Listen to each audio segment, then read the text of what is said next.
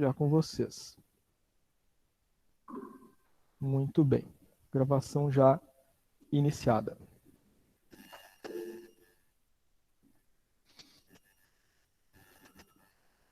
Natália levantou a mão. Natália Rosa, pode falar, Natália. Essas gravações que tu grava é pra nos mandar depois o que acontece com essas gravações, o que é feito Não com sei se tu elas. pegou lá do início, mas nós temos uma sala de aula virtual no Classroom. E todos os materiais são disponibilizados no Classroom. Inclusive as aulas que a gente tem ao vivo depois, esse arquivo é disponibilizado lá. No Google Class? Isso, no Classroom. Tu já entrou na sala de aula virtual do Classroom? Aquela que a gente mostrou no início lá do contrato pedagógico? É lá que a gente assiste depois. Não, lá fica só o arquivo. Vocês assistem a aula ao vivo. Sim, mas fica a gravação lá? Isso, depois a gravação é disponibilizada lá. Ah, tá bom. Então Tá? Não só a gravação, como os slides, os exercícios, a apostila, trabalho disciplinar, tudo aquilo que a gente falou na primeira parte. Tu pegou a primeira parte, Natália, o contrato pedagógico? Peguei sim, eu só fiquei na dúvida se era lá Tá, realmente que pegava. tá, Entrava nada. depois. Às vezes acontece, né, gente?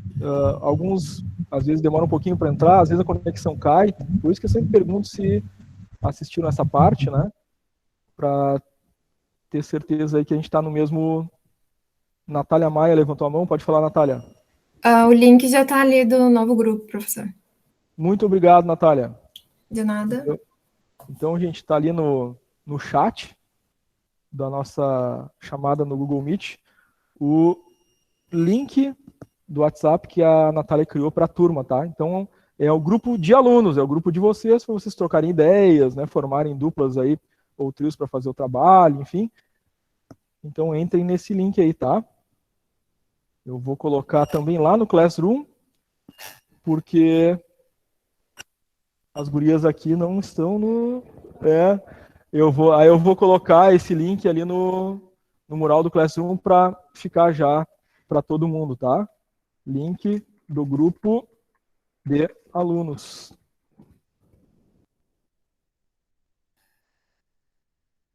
Então, já vai ficar compartilhado, registrado ali no mural do Classroom. Aí vocês conseguem entrar por ali, tá, Luiz?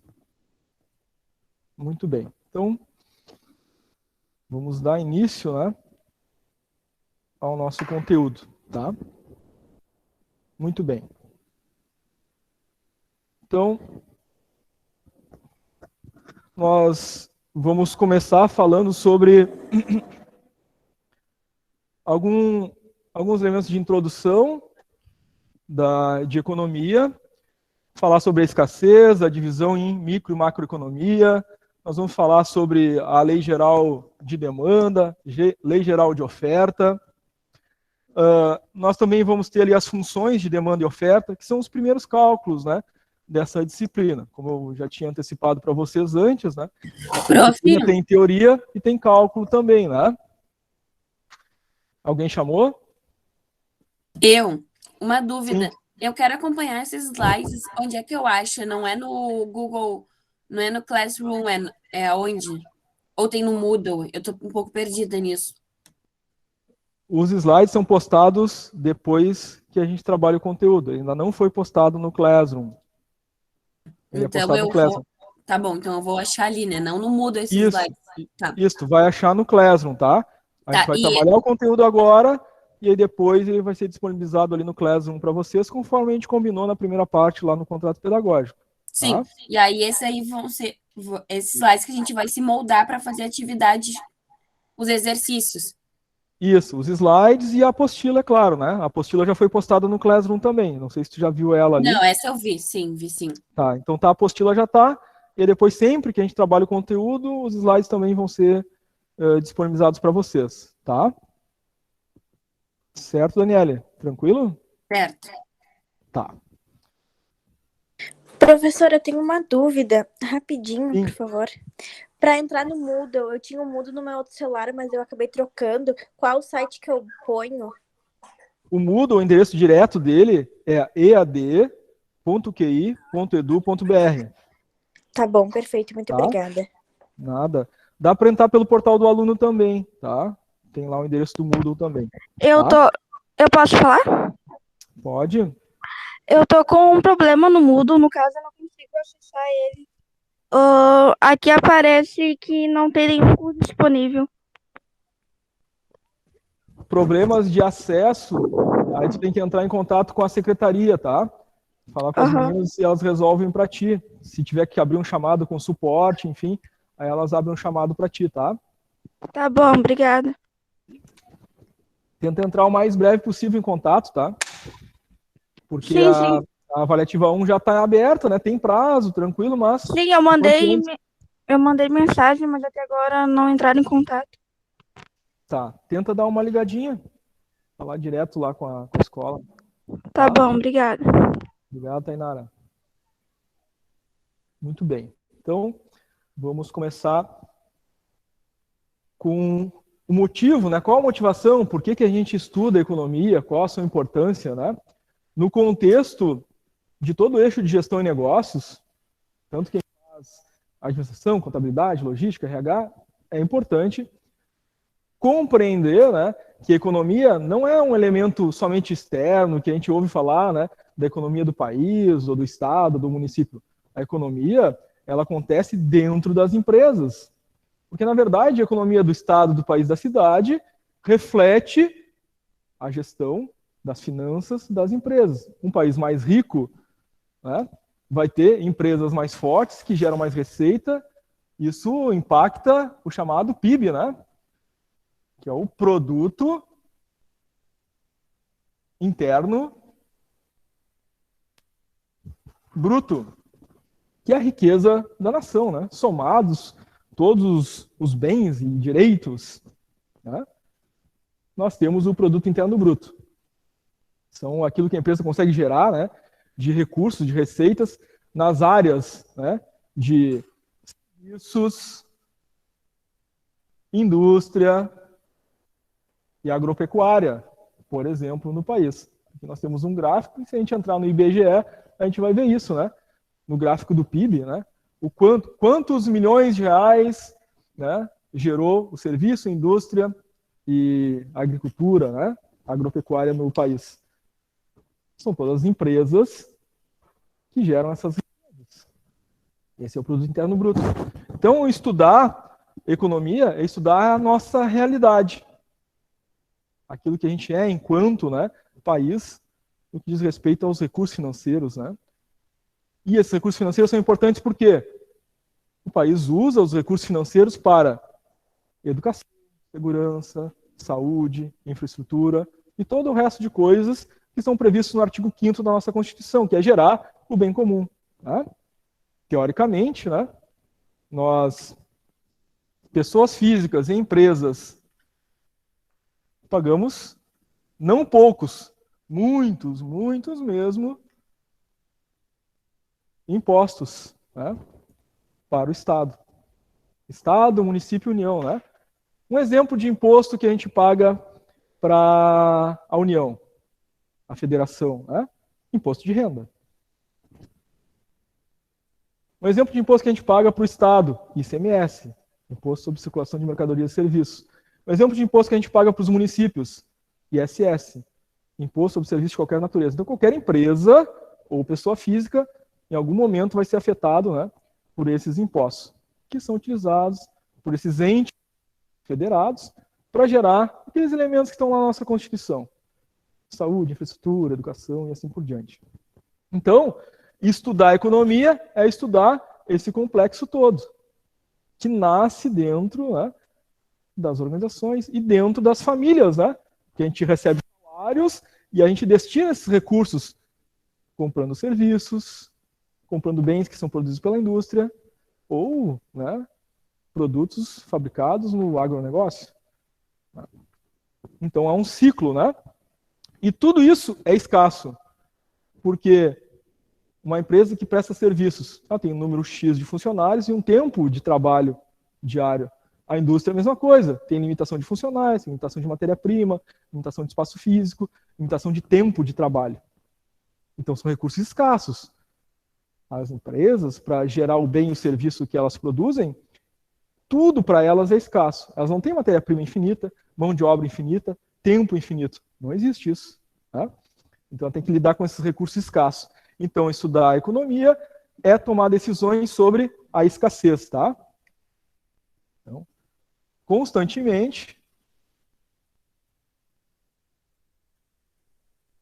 sobre a escassez. Todos nós, na nossa casa, a gente sabe muito bem o que é isso aqui, né? A gente recebe um salário, e aquele salário ali é escasso, tem um limite. Se a gente usar mais do que aquilo que tem, a gente faz uma dívida. E isso não é bom. Porque a gente paga juros para a dívida e aí começa a crescer, daqui a pouco aquilo que a gente recebe, a gente está devendo aquilo e muito mais. Isso é bem ruim para nós, né? Para o país, como é que acontece? Também é muito ruim. Se o país gera uma determinada riqueza, aspas, né? O salário do país é o PIB, né? E tudo que ele tem que aplicar de volta no país, né, não é suficiente para tudo aquilo que o país tem de gasto, nós temos a dívida pública, né, que também não é bom. Daqui a pouco a dívida está tão grande que o país começa a ter que tomar algumas decisões, né? Pô, a inflação está subindo, tem que aumentar os juros, se aumenta os juros, encarece o preço das mercadorias, né? Reduz o poder de compra das pessoas, então vão comprar menos serviço, menos, né, material produzido pela indústria, menos, né, material produzido pelo agronegócio, diminui o PIB do país, então é um ciclo que se torna negativo se a gente cria dívida. Isso é ruim para o país e é ruim para nós mesmos. Então, economia é sempre tomar decisões sobre recursos escassos. Mas a economia se divide em dois grandes períodos, né?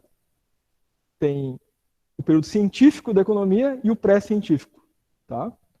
Então, deixa eu apagar aqui. A minha letra é meio ruim, gente. Vocês estão entendendo a minha letra? Eu quando era criança, não tinha aqueles livrinhos de caligrafia, sabe? Então, a minha letra não evoluiu muito. Dá para mim entender e algumas pessoas entendem a minha letra, não é todo mundo, tá? Então, a economia ela se divide em dois períodos. Aqui a gente tem o pré-científico e o científico. Bem que ela me falou que a caneta azul não estava muito boa. O que divide, qual é o divisor de águas entre esses dois momentos? É o chamado mercantilismo. Mercantilismo. É o divisor de águas, né? O que divide um momento do outro. O que acontecia na economia científica? A economia estava ligada à igreja. A igreja que dominava e tomava decisões políticas e econômicas. O Estado fazia tudo aquilo que era importante para a igreja. Ou seja, a igreja já dizia que cobrar juros era um sacrilégio, um pecado. Então não se cobrava juros na economia pré-científica, por exemplo.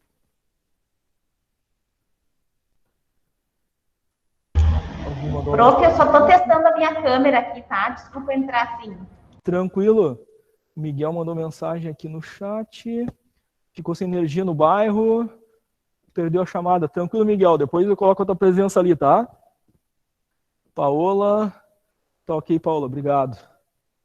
Paola estava avisando o Miguel ali. Depois eu te coloco a tua presença, Miguel. Sem problema, tá?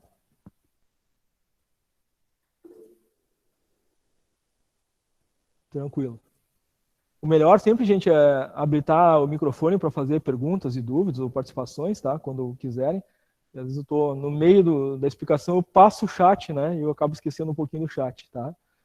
Então, gente, o mercantilismo é que divide isso, né? Ali por volta de 1750. A long time, né? Depois do mercantilismo, na fase científica, há uma conexão, tá? Entre a igreja e o Estado. Então, essa conexão da igreja com o Estado, os Estados-nação, os países, ela irrompe. Então, a igreja vai cuidar só das coisas, né? Da filosofia, do comportamento humano, né? Das questões morais e éticas do comportamento. O Estado vai cuidar da política, da economia, enfim, essa divisão, tá? Até então, no pré-científico, né, era uma sinergia que existia, o Estado é que definia os rumos das coisas. Então, no científico, isso muda, tá? Com o mercantilismo. Algumas características importantes do mercantilismo, tá? Que é essa fase de transição. No mercantilismo, então, se abandona, né, essa relação com a igreja, começa a cobrar juros pelo dinheiro emprestado, começa a existir a figura do lucro, porque antes ter lucro era pecado, né? Porque era um pensamento da igreja até aquele período, né? Isso também mudou depois com o tempo, né? Mudou o conceito de pecado e de erro e tal. Mas o mercantilismo faz essa desconexão, então começa a cobrar juros, começa a busca do lucro. Também no mercantilismo surge a necessidade das empresas manterem um saldo positivo na balança comercial, ou seja, tudo que eu vendo para os outros países e tudo que eu compro dos outros países. Então é importante manter um saldo positivo nessa relação. Isso surge no mercantilismo, tá? Outra coisa que surge é o lastro das moedas, do dinheiro, tá? O que garante que aquele papel, moeda, que o país emite, tem valor? Se não tiver nenhum lastro, chamado lastro, não tem garantia nenhuma. Se eu chegar em algum lugar e dizer, esse dinheiro aqui vale 10 reais, o que garante aquilo ali? Quem é que garante que o dinheiro daquele país tem valor? É o chamado lastro econômico. E naquela época do mercantilismo, quem dava o lastro eram os metais preciosos. Ou seja, as empresas tinham um acúmulo, né, de ouro, prata e bronze. Porque se ninguém quiser aceitar esse papel que eu estou emitindo, dizendo que tem valor, tu pode vir aqui na Casa da Moeda, esse valor por tantas gramas de ouro.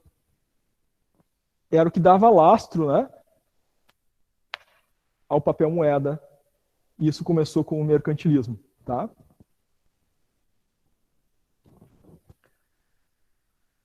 Temos um cientista da economia muito conhecido, o chamado John Maynard Keynes. Ele, John Maynard Keynes, que é um dos economistas do período científico, que traz alguns elementos que são utilizados até hoje na economia, que é a política cambial, a política monetária, a política de renda. Antes não tinha isso, né? Inclusive, o Maynard Keynes é um dos cientistas econômicos liberais, ou seja, ele diz que o país, né, a política tem que cuidar dessas coisas e deixa todo o resto para a economia, né, privada, geração de emprego, né, relação de trabalho, essas coisas. O Estado não deveria se preocupar com isso. Política econômica, política monetária, impostos, política de renda. O resto todo com a iniciativa privada. Era esse pensamento dele. Então, caracteriza, né, esses três elementos, tá?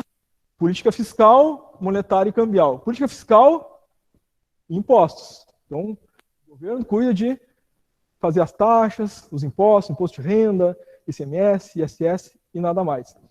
Política monetária, cuida da moeda, do valor da moeda, né, da emissão da moeda. E cuida também da política cambial, aquela entrada e saída de capitais, né, estrangeiros no país. Essas são as três bases principais no entendimento do John Maynard Keynes, tá?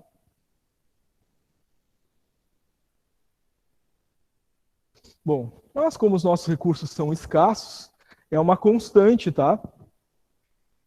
Economistas, administradores, gestores têm que otimizar o uso desses recursos. E constantemente, durante essa disciplina de economia e mercado, a gente vai estar lidando com essas barreiras. Bom, as pessoas têm recurso limitado, têm salário limitado, e elas deslocam esses recursos para compra de alimentos, higiene, saúde e assim por diante.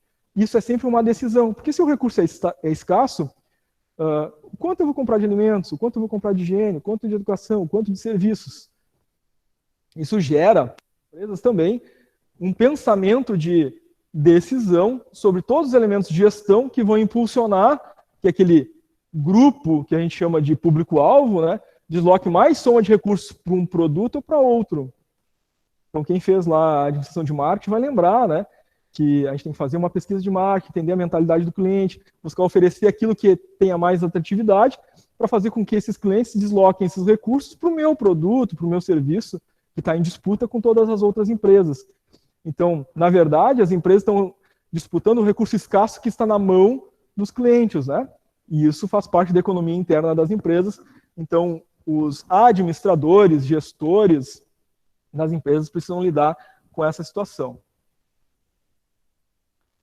Na economia, a gente classifica os bens de algumas formas, tá? Levando em consideração essa questão da escassez, nós temos a classificação de bem, né, que é tudo aquilo que é capaz de atender uma necessidade.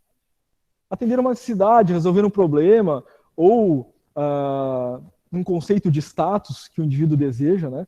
E nem sempre alguém compra alguma coisa porque tem aquela necessidade, ou quer resolver um problema, ele está comprando aquilo porque aquilo dá status, que é um terceiro elemento, né, que classifica um bem.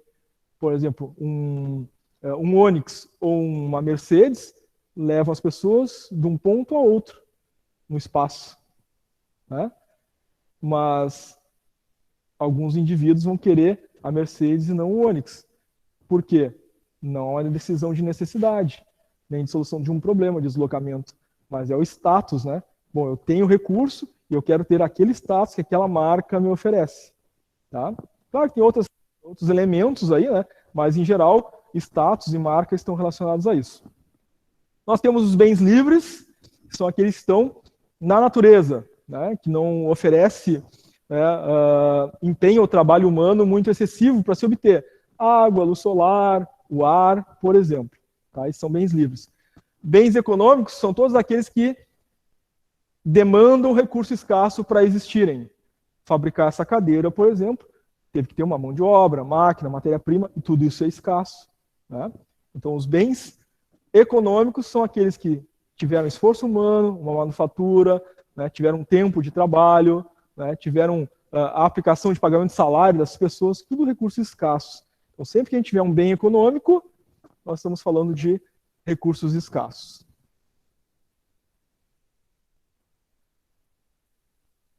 Bom, então a economia vai ser sempre a alocação desses recursos escassos. Nós vamos trabalhar sempre com restrições ou limitações. Tá?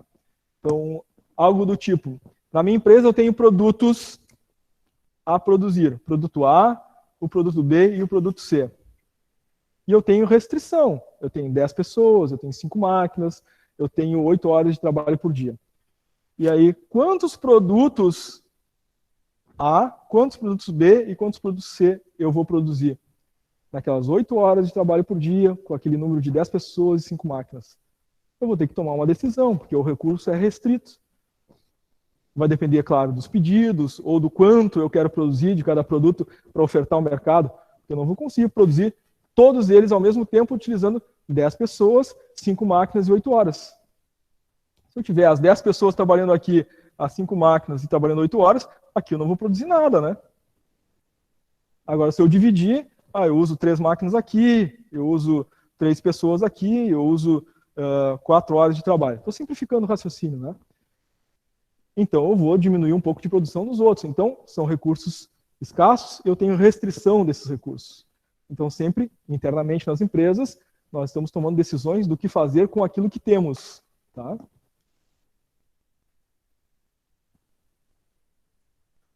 Nós temos uma divisão na economia em micro e macroeconomia. Tá? Será que vai dar tempo?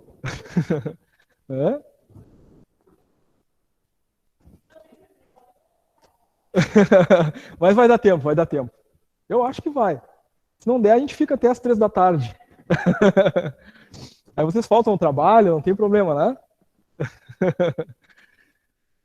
Microeconomia se relaciona aos agentes econômicos individuais, tá? Somos nós, né? Os indivíduos. A gente faz parte da microeconomia. Eu tenho salário, eu tomo as minhas decisões internas. Um funcionário, um colaborador, uma pessoa, um indivíduo, né?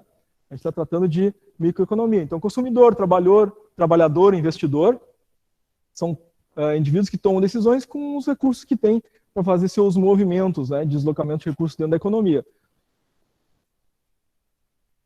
Já a macroeconomia, ela analisa elementos gerais da economia de um país, de um estado-nação. PIB é um exemplo que a gente tinha falado antes, né? Não só o PIB, mas a inflação, os juros, a emissão de moeda. Isso é a macroeconomia, são fatores, elementos que influenciam a economia geral do país. O nível de emprego e de renda, tá? São inclusive indicadores, né, para dizer da saúde da economia daquele país. Isso é macroeconomia, são os fatores gerais da economia de um Estado-nação. A microeconomia é os recursos que são destinados, né, pelos indivíduos, consumidores, trabalhadores e investidores. Tá? Tenho certeza que essa vocês não vão errar na prova. Não sei. Então, gente, quando o recurso é escasso, a gente tem que buscar tomar a melhor decisão. Tá? Ou seja, a gente tem que acertar. Porque se eu tomar a decisão de produzir o produto A e esse não é absorvido pelo mercado, eu perdi dinheiro. Vai ficar parado no estoque. Então, estudar o mercado e ofertar aquilo que o mercado quer. Ou seja, eu tenho que definir, né, com assertividade, tomar a decisão certa para produzir aquilo que o mercado deseja. Aquele produto que vai ser vendável nos níveis acertados. Se eu tenho cliente para consumir o produto A, o B e o C, eu tenho que acertar os valores, né? Então eu vou produzir 100 do A, 80 do B e 30 do C.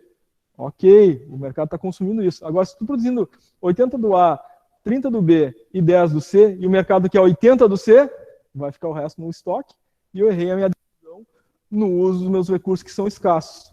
Então, quem é que ajuda nessa decisão? O marketing, a produção, o comercial, o vendas, o próprio RH da empresa, que tem que contratar mão de obra, né, para produzir aqueles produtos. Se eu tenho mais gente lá qualificada para produzir o A e menos gente para produzir o C, e o C é mais demandado, eu vou ter que deslocar essa mão de obra, treinar essas pessoas. Então, aciono o processo de treinamento e desenvolvimento do RH, que vai ter que mexer com isso, ou contratar mais pessoas, né? O processo de vendas. Então, todas as áreas são impactadas por esse processo de decisão, tá?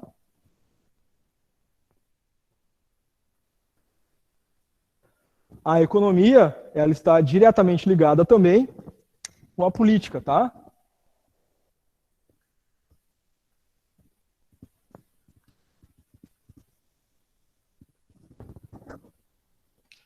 A política é que decide como a economia vai trabalhar naquele Estado-nação. Ela vai ser uma economia de mercado, ela vai ser uma economia planificada, ou vai ser alguma coisa híbrida entre essas duas coisas? Depende dos nossos representantes, daquilo que as pessoas desejam, que as pessoas votam nos seus representantes. E esses representantes que definem, né? Se vai ser economia de mercado, se vai ser economia planificada, ou algo híbrido entre as duas. Alguém levantou a mão? Eu. Uma dúvida. Uma economia híbrida seria países que aplicam uma social-democracia? Seriam países, por exemplo, capitalista e que têm políticas socialistas. Isso. Isso. Não seria necessariamente um Estado de Direito, né? O Estado de Direito seria uma democracia, né? Já uma ditadura, né, seria o completamente oposto a uma democracia.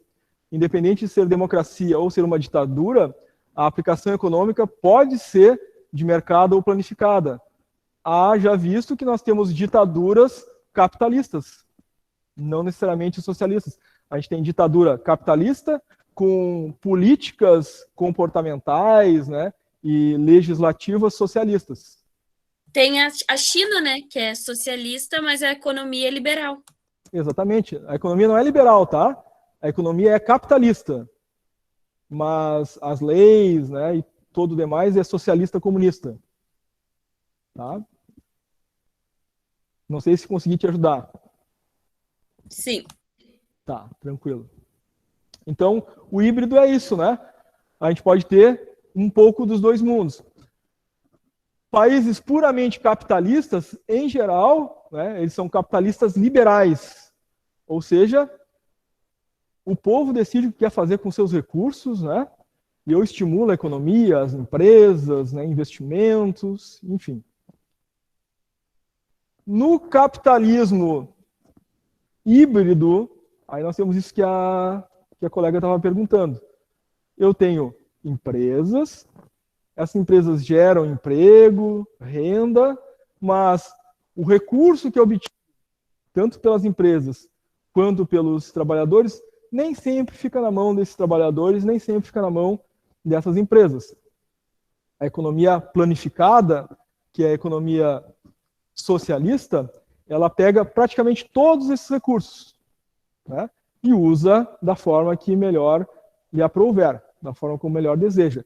É um exemplo bem híbrido, né, que é o caso da China, é o caso de Cuba, é o caso da Venezuela, Coreia do Norte, por exemplo, que é uma ditadura, que usa elementos socialistas na sua legislação, mas tem, né, empresas produtoras de bens, serviços e vende, e muitas vezes até exporta para o mundo e faz, né, balança comercial, né, compra e venda com outros países, que é o caso da China, por exemplo. Então, economicamente ela é capitalista, mas, né, na legislação e no direito é um país socialista. Socialista é algo do tipo assim, o que tu tens não é teu, é meu. E no capitalismo, o que tu tem é teu, e eu te ajudo a gerir para fazer a riqueza do país. No socialismo, em geral, a população ela é mais empobrecida e dependente de recursos que são ofertados por esse Estado a essas pessoas. Então, eu trabalho, né, mas não tenho renda suficiente para alimentar minha família, enfim, e eu dependo de recursos do governo, por exemplo, que vai me dar aquilo que ele acha necessário para quem ele acha necessário. Esse é um princípio socialista. Vem lá, né, do Karl Marx e daquelas ideias, né, socialistas daquele período. Ou seja, centraliza tudo no Estado, isso que é planificado, né? Eu centralizo tudo, o Estado faz o planejamento da distribuição dos recursos. No Estado puramente socialista, nada é de ninguém, tudo é do Estado. E aí eu decido. Então, se eu dividir entre todos, dá R$50 para cada um viver um mês inteiro. É isso. Ou 500, ou 600, mas é aquilo ali igualzinho para todo mundo. Tá? Puramente socialista não deu muito certo. Por isso, hoje, a gente tem modelos híbridos, tá? Como a China, Cuba, Venezuela, que tentam fazer um pouquinho das duas coisas. Tá? Na parte de direito e legislação mais socialista e na parte econômica mais capitalista. O Brasil, inclusive, não é um país puramente capitalista. A gente tem, por ser um modelo democrático, né, eleito legisladores, né, Câmara Municipal, Câmara Federal, Câmara Estadual, Senado, Presidência, governadores, tanto pessoas da linha do economia de mercado, quanto pessoas da linha do economia planificada. E a gente tem uma diversidade maior no nosso país por causa disso. Então a gente tem algumas políticas socialistas, né, e outras políticas mais do campo capitalista liberal, né, o que gera um pouco de conflito, às vezes, no campo político, né, e disputas, mas é um processo também transitório, né? Assim como a gente teve uma transição lá do mercantilismo, do pré-científico para o científico, que demorou 300 anos, né? Foi de 1450 a 1750. Quem sabe agora, né? Nós estamos passando por essa fase, num período aí, talvez, de 200, 300, 400 anos, acontecer esses alinhamentos, né? Entre essas ideias de gestão econômica, né? Se conseguir aproveitar o que é melhor de um e de outro, talvez a gente saia com um novo modelo para aqui os próximos séculos, né? A gente não vai estar mais aqui, talvez, ou quem acredita vai estar de volta, depende, né?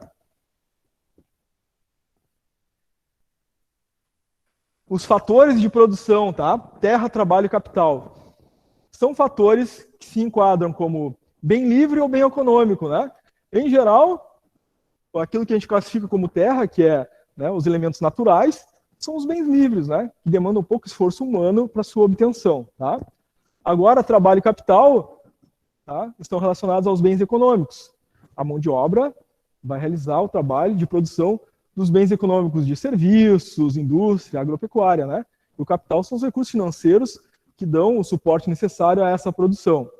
Então, esses três fatores de produção são os fatores econômicos básicos em que a gente trabalha as restrições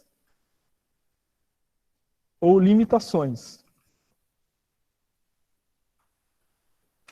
Então, são os nossos fatores de produção. que são restritos ou limitados. Essa também ninguém vai errar na prova, com certeza.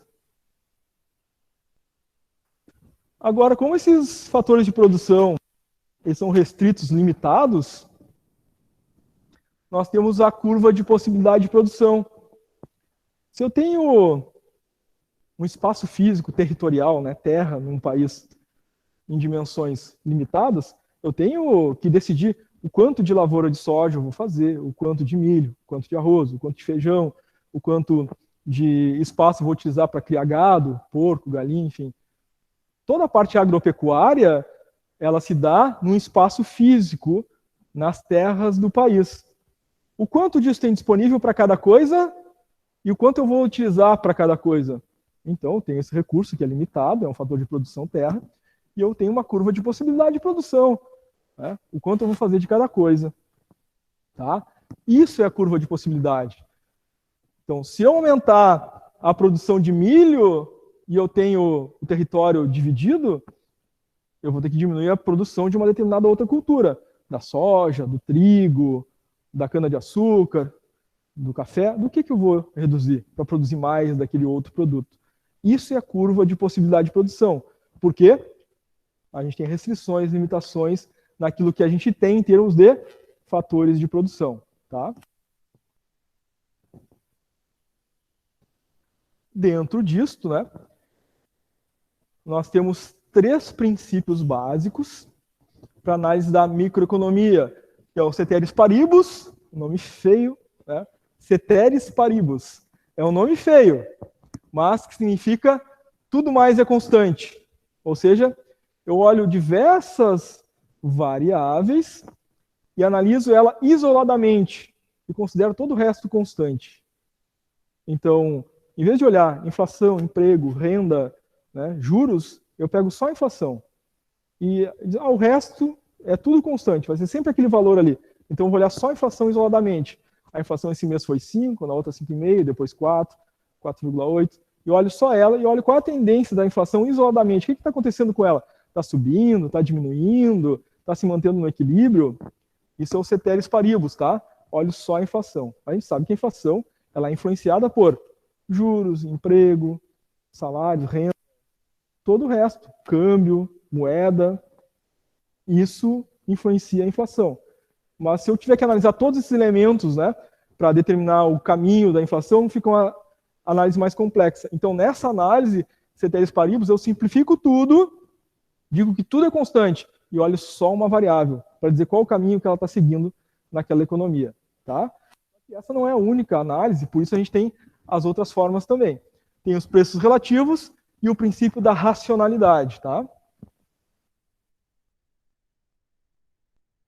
Então, como eu falou, ceteris paribus, né? A gente analisa uma variável só. Nos preços relativos, tá? A gente vê a relação de um bem ao preço de outros bens na economia. Então, claro, a gente tem os bens classificados, né? Como concorrência direta e concorrência indireta. Por exemplo, se na sexta-feira tu decide comer uma pizza, vai procurar preço de pizza pelo menos em 2, 3 lugares diferentes, né? Escolher os sabores, o preço, a forma de pagamento, e tu vai comprar uma pizza. Ou seja, o preço da pizza é relativo às outras empresas que produzem pizza. Mas também a gente tem os substitutos, né? Bom, se todas as 3, 4 que eu pesquisei está muito caro, né, daqui a pouco eu vou olhar o preço do X, do hambúrguer, do cachorro-quente, né, de outro lanche que eu queira consumir na sexta-feira à noite, por exemplo. Tá? Então, eu vou fazer essa relatividade das coisas de acordo com os meus recursos que são escassos. Tempo, dinheiro, forma de pagamento, enfim. Isso é relatividade de preços, tá? A gente sempre tem o preço de um produto que pode ser comparado a todos os demais. Não só os de concorrência direta, mas os de concorrência indireta também, inclusive. Tá? Que é diferente do ceteris paribus, né? Ceteris paribus eu não olho mais nada, eu olho só aquilo ali.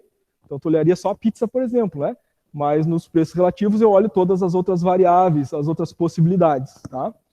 E depois a gente tem o princípio da racionalidade. Esse se liga ao comportamento do consumidor. Tá? Então, aí, né, as variáveis são muito amplas, né? Porque o consumidor toma decisões de uso dos seus recursos, né, considerando não só a alimentação, agora a saúde, segurança, entre outros elementos. Então, eu posso, inclusive, né, tirar recursos de uma área e passar para outra. Então, agora eu estava, por exemplo, né, viajando todos os finais de semana. Vamos pensar que é verão, né? A gente está viajando todos os finais de semana para o litoral. Bom, pensando na racionalidade do consumidor, ele pode continuar tendo esse mesmo recurso, essa mesma capacidade, né, de pagamento para ir para a praia, mas ele pode daqui a pouco decidir fazer uma viagem internacional. Não vou mais usar esse dinheiro para isso, vou usar para aquilo outro. Né? Então pode ampliar muito, né, a racionalidade aqui do comportamento do consumidor no deslocamento desses recursos que são relativamente escassos. Tá? Vou dar uma puladinha aqui nesses exemplos que a gente já falou. E vamos para o estudo da demanda. Nós temos uma relação, né, entre produtor e consumidor. Consumidor é quem demanda, né? Quem procura a compra de um serviço, de um produto. O produtor é aquele que oferta o produto ou serviço. Então, a gente tem uma relação de demanda versus oferta. Quem demanda? O consumidor. Quem oferta? O produtor.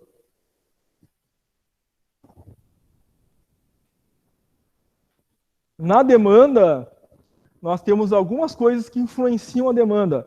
A decisão de compra do consumidor, que tem seus recursos escassos, né?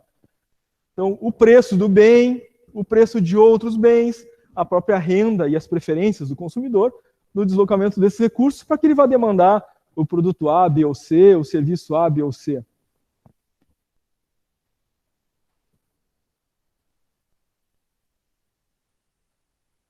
Dentro da demanda, nós temos a lei da demanda, que diz o seguinte, que o consumidor ele vai olhar o preço e vai olhar a quantidade.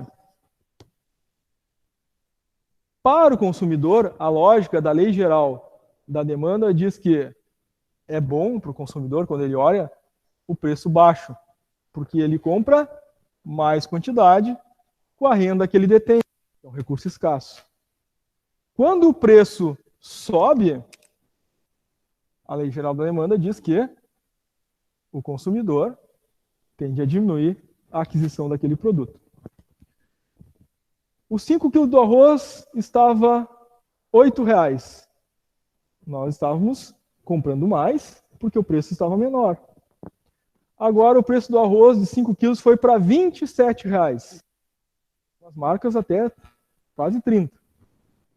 O preço do produto subiu. As pessoas tendem a diminuir a quantidade de compra do arroz. Vão substituir por outra coisa. Compra grão de bico, compra farinha, compra macarrão, compra o que for para substituir o produto. Porque na mentalidade da lei da demanda, a visão é do consumidor que tem os seus recursos escassos.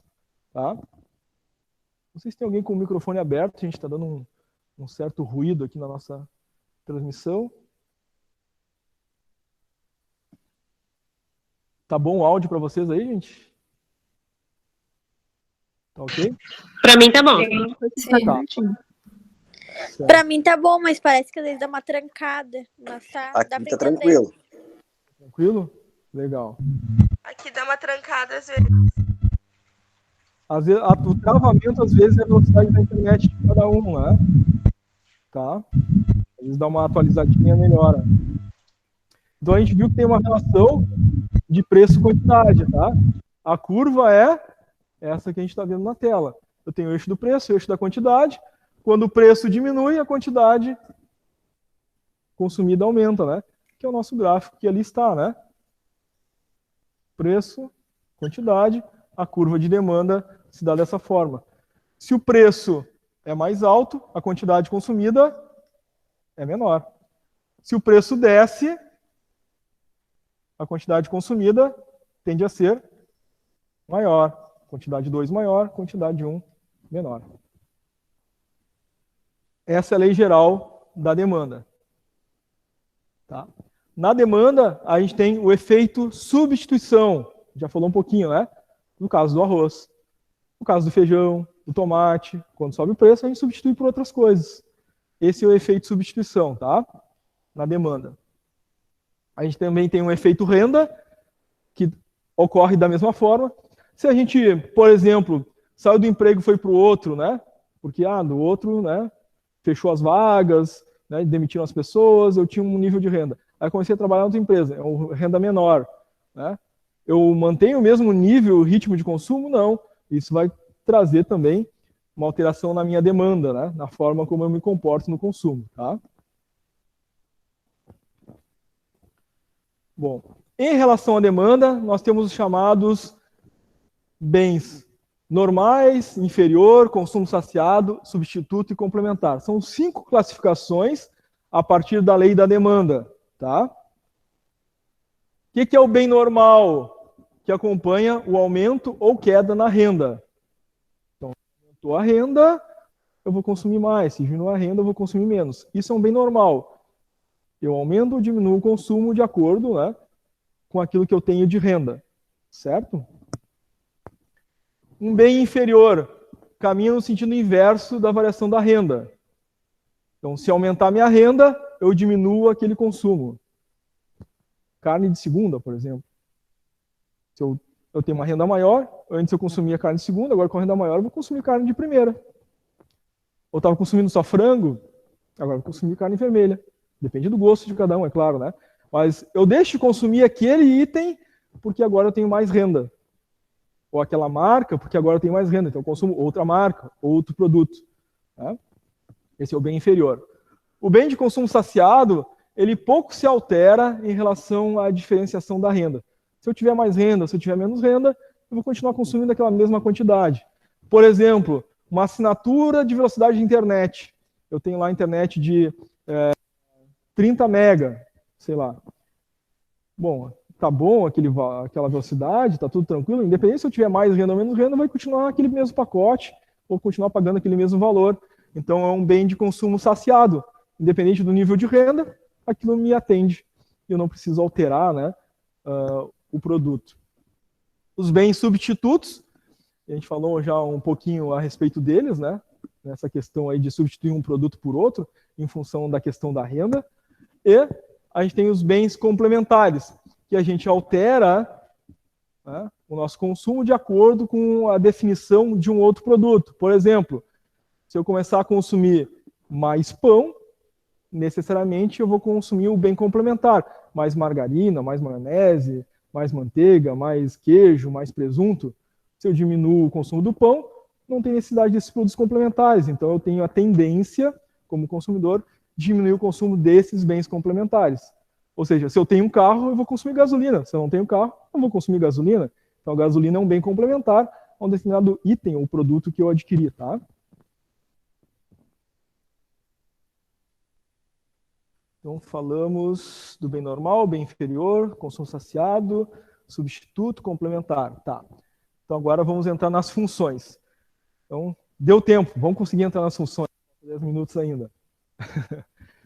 Então, deixa eu apagar aqui o quadro, porque agora vai entrar a matemática. Matemática básica, simples, operações básicas, ali, mais, menos, multiplicar, né, somar. Nada mais do que isso. Função demanda. A função da demanda significa que, para aquele produto, para aquele serviço, né, existe uma tendência do consumidor ter uma evolução ou não na compra e aquisição, né, que tem uma relação de produto-quantidade. Né? Nos nossos exercícios, vai ser dada sempre a função demanda. Quem depois estuda lá na graduação, economia, estatística, né, vai aprender como criar a função para cada produto ou serviço, dependendo do contexto da economia. Então, nos nossos exercícios vai ser dada essa função. Tá? No caso da função demanda, D é a quantidade e o P é o preço. E nesse produto aqui nós temos demanda igual a 20 menos 2P. Então temos ali, demanda é a quantidade do produto, 20 menos 2P, o P é o preço. Lembre que a relação é sempre quantidade, preço, né? Preço, quantidade. Né? Em relação à demanda.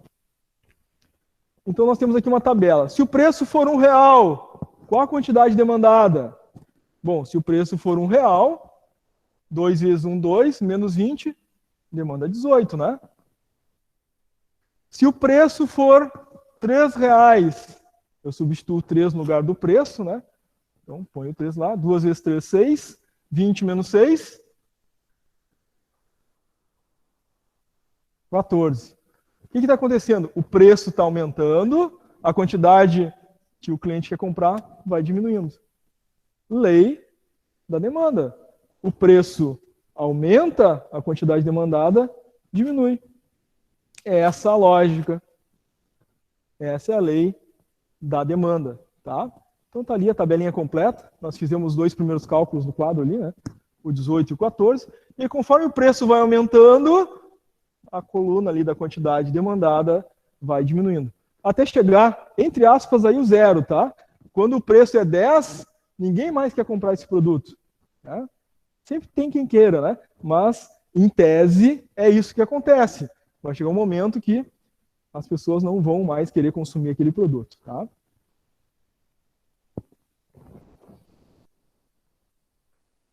A oferta agora. Bom,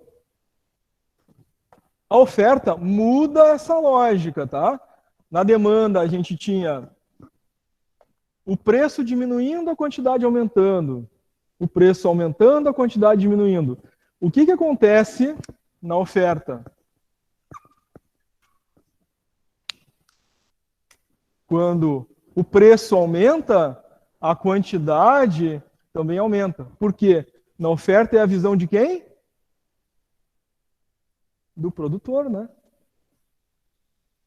Quem é que oferta? É o produtor. Agora é a visão do produtor. Se o preço aumentar, o produtor quer ofertar mais quantidade. Bom, o arroz agora está 30, então eu vou produzir muito arroz, eu quero vender muito arroz. Então aumenta a minha quantidade de oferta. Agora, se o preço diminui, qual a mentalidade do produtor? Bom, se o preço diminuiu, bom, não é tão interessante assim para mim oferecer mais quantidade, eu vou segurar, né? Então, na oferta, se o preço diminui, o produtor quer ofertar menos. Tá? Então, elas são diretamente proporcionais, as duas variáveis, né? Para o produtor, na oferta, quando o preço aumenta, eu quero vender mais quantidade. Quando o preço diminui, eu quero ofertar menos quantidade para esse mercado. Tá? Então, a curva da oferta agora é diferente. Na curva da oferta, eu tenho preço, eu tenho quantidade, e agora a curva vai nesse sentido. Por quê?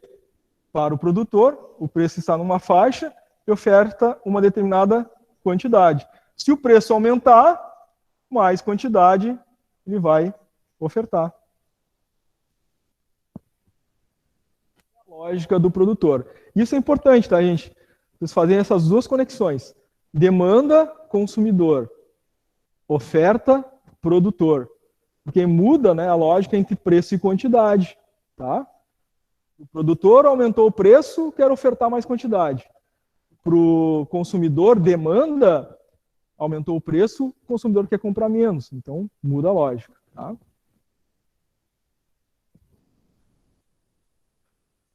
Agora, vejam como é que fica o consumo aqui, né? Quando vai alterando o preço. Na lei geral da oferta, conforme vai aumentando o preço, por exemplo, da saca da soja, vai aumentando a quantidade que o produtor de soja quer oferecer para esse mercado. Então, a R$11, o produtor queria oferecer 100 sacas para vender. Mas aí o preço aumentou para 23, ele já quer produzir 500 sacas para vender. Quando o preço chegou a R$60 a saca, ele queria vender 13 mil sacas de soja. Então, está aumentando mais a produção dele de soja conforme o preço ia aumentando. Então, o preço aumentou, quantidade que o produtor quer oferecer aumenta também. Tá? É uma lógica tranquila, né? Bem simples. A oferta também tem a sua função. Então, a gente tem a função demanda para fazer aqueles cálculos, né? Agora, a gente tem a função oferta também. Oferta é a mesma coisa. Dado um determinado produto e economia, como é que se comporta a oferta desse produto? Todos os exercícios vão ter as suas funções, né? Nesse exercício, desse exemplo, é essa função. Um outro exemplo, um outro exercício será outra função. Então, cada exercício vai ter uma forma diferente, né? Que é a forma de demanda daquele enunciado, que é a forma de função do exercício de oferta daquele enunciado. Nesse aqui, S igual a menos 8 mais 2P. A função oferta ela pode ser simbolizada pelo S ou letra O, tá? Opa. Letra O. Então, S igual a menos 8 mais 2P. Quando o preço for R$ 9,00, quanto é que o produtor quer ofertar aqui? S menos 8 mais 2P. 2 vezes R$ 9,00, que é o preço, dá 18. Menos 8, 10. Então, quero ofertar 10. Se o preço for 9, eu quero ofertar 10. Agora, se o preço for 25, substitua ali o P pelo 25, 2 vezes 25, 50. Menos 8,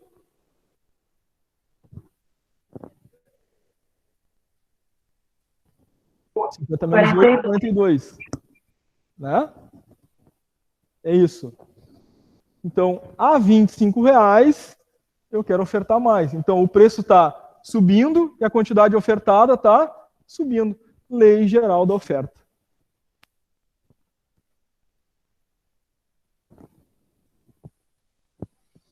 Então, quando era 9, 10, quando o preço foi para 25, 42, e conforme o preço foi aumentando, a quantidade ofertada também foi aumentando. Tá?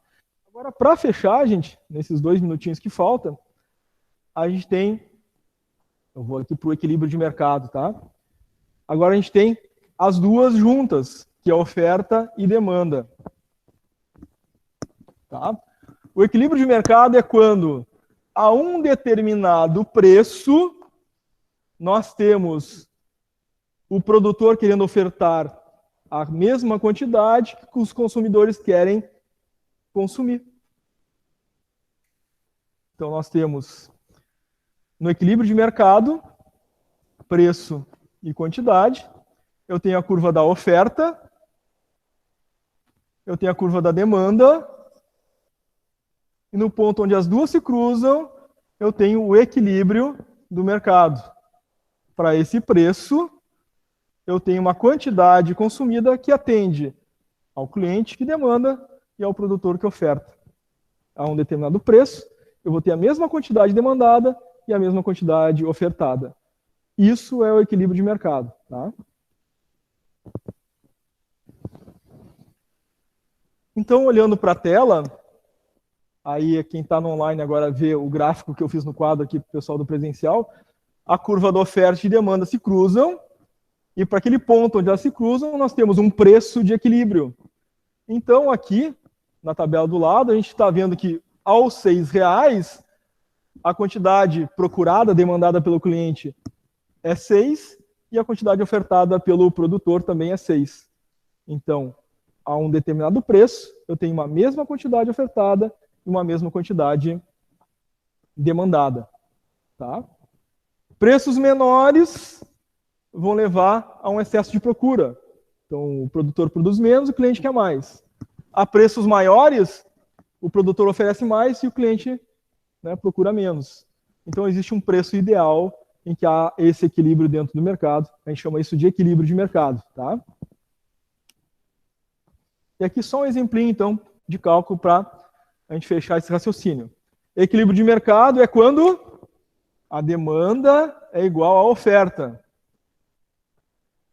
Quando a demanda é igual à oferta, há esse ponto de inserção das duas curvas. Quando a demanda é igual à oferta, então a gente tem um preço de equilíbrio e a gente tem uma quantidade de equilíbrio. Aí nós temos nesse enunciado de exemplo as duas funções, a função demanda e a função oferta. Função demanda, 40 menos 2P, função oferta, menos 15 mais 3P. Se o equilíbrio é uma função igual a outra, então eu coloco lá 40 menos 2P igual função oferta menos 15 mais 3P.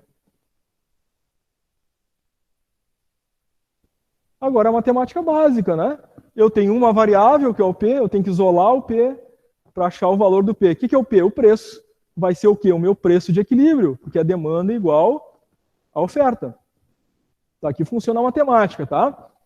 A gente isola aqui a numeração, está lá do outro lado da igualdade o 15, quando muda a igualdade, muda a operação, fica mais 15. Igual 3P, o 2P é menos 2 aqui, né? Muda para o outro lado da igualdade, muda a operação, né? Vai ficar mais 2P. Então, 40 mais 15, 55. 3P mais 2P, 5P. O P está sendo multiplicado pelo 5. Eu tenho que isolar ele. O 5 vai ter que passar para o outro lado da igualdade. Muda a operação quando muda o lado da igualdade. Está multiplicando, passa dividindo. Então vai ficar P igual a 55 divididos por 5. P igual a 11. R$11 é o preço de equilíbrio. Bom, qual é a quantidade de equilíbrio agora? Agora eu posso substituir o P em qualquer uma das duas funções que eu vou achar a quantidade de equilíbrio. Então, 40 menos 2P, o preço de equilíbrio eu substituo aqui, né? 11, 22. 40 menos 22, agora ficou difícil, hein? 18? 40 menos 22 igual a 18. Essa vai ser a quantidade demandada de equilíbrio. Mas se é equilíbrio, a oferta tem que dar 18 também, né? Porque é o preço de equilíbrio, a quantidade demandada é igual à quantidade ofertada. Então, oferta menos 15 mais 3P. 3 vezes 11, 33, né? Menos 15 mais 33 dá quantidade ofertada. Menos 15 mais 33, 18. 33 menos 15, 18. Vejam, a quantidade ofertada é 18, a quantidade demandada é 18, porque o preço é o preço de equilíbrio. Certo, gente? Muito bem, conseguimos fechar, né? A gente teve contato pedagógico, mais a visita da Leiva, né? Deu para fazer tudo e fechar o conteúdo da nossa primeira aula. Na aula que vem, a gente não vai ter mais o contato pedagógico, então a gente já vai ter, né, a primeira parte da aula, intervalo mais ou menos no meio da manhã, e a segunda parte da aula vai sobrar bastante tempo para fazer exercícios. Agora, como não teve tempo, né, para a gente postar os exercícios durante o horário da aula, eu vou postar os exercícios para vocês fazerem, né, durante o final de semana, até a aula que vem, e aí, tendo dúvidas, a gente retoma esses exercícios. Vou postar a gravação, vou postar os slides e vou postar os exercícios para vocês verem aí até a próxima aula, tá? Muito bem, gente. Se não tiverem nenhuma pergunta, nenhuma dúvida, estão liberados. Tá bom, então. Obrigada, professor. Tchau, tchau. Aguardo aqueles que querem, né, vir presencial, que venham. Estaremos aqui esperando vocês, tá? Ok. Certo? Professor. Não esqueçam de trazer a maçã do professor. Professor, Sim. ali na atividade de apoio, a questão 2, para usar o preço de equilíbrio, é essa fórmula aí? Isso, exatamente. Não é a fórmula, tá? Sim. É o raciocínio, tá? Porque aí lá Tá. tem a fórmula própria lá, tá? Eu fiz e eu só achei os R$66,67. Só que ali o valor correto da questão é 40, né, reais. Isso, aí tem que ver o que deu de errado no cálculo aí, mas a gente conversa a respeito, tá? Tá. Na próxima aula a gente tira todas essas dúvidas aí, certo? Então tá, professor. Até a próxima aula. Valeu, obrigado, Natália, te espero aqui, tá? Então tá. Feito, até a próxima aula, então. Feito, até. Tchau, tchau a todos. Tchau, tchau. Tchau, tchau. Tchau. Não desistam de mim, venham na próxima Tchau, aula. sor. Consegui Pra falar vocês. ali com a diretoria daí. Oi? Consegui falar com a diretoria até final de semana que vem, é pra mim estar na chamada. Tá, legal, então tá. Tchau, Sor. Tchau, sor. Tchau, professor. Bom Tchau, descanso, professor. gente. Tchau, tchau. Tchau, Sor. Tchau pra todo mundo. Boa Tchau, semana. tchau. Boa semana, bom descanso a todos.